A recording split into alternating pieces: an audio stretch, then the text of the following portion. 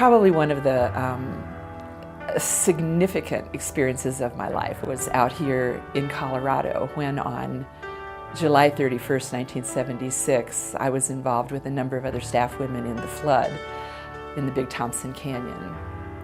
And I was one of the 8 people who climbed the hill on the other side of the road from the store and sat there in the dark singing and praying and getting very, very wet and talking to the people around us. Some who said, "Who are you people singing during this time?" But I remember sitting there, listening to the water and wondering what was going on with the rest of our group, not finding out until the next morning that any of our group was in danger. When we found out that 7 of our women had died, everybody was one in our pain and trying to figure things out. And I was actually in the car where all 4 women died. I had been in the front seat of that car. I had gotten out at the store to talk to a policeman to find out if anybody was still down there searching our bunkhouse to see if everybody was out. When I turned around, my car was gone. And all 4 of the women, were gone. It was probably the first time that I really thought about God's sovereignty in a way that made such an impact on me, because I thought, why me? Why am I still here? Why are they not?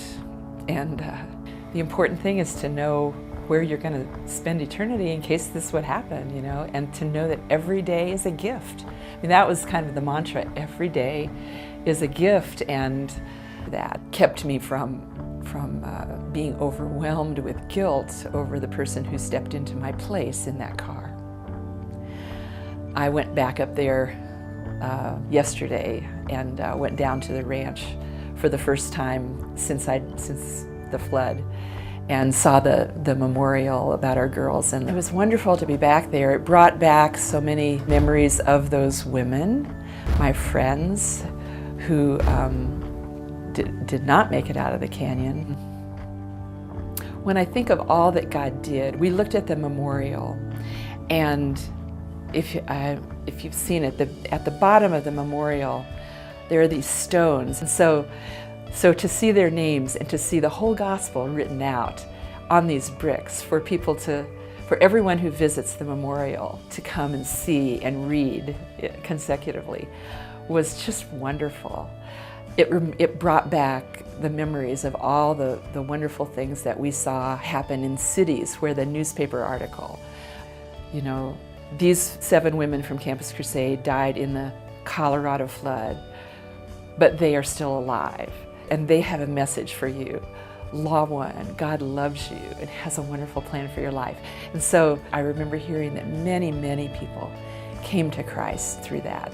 And I think that was, one of the things that really struck me yesterday was that was 35 years ago, and there's people spiritually alive today because of what happened 35 years ago.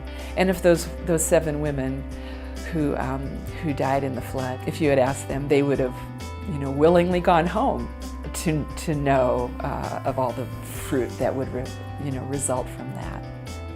So that was a very significant thing in my Christian growth, my understanding of His attributes. And had to really come to grips with the fact that God's in charge of our lives, the length of our days, how long we're here, and what we'll do, and that He had a plan and a purpose for that.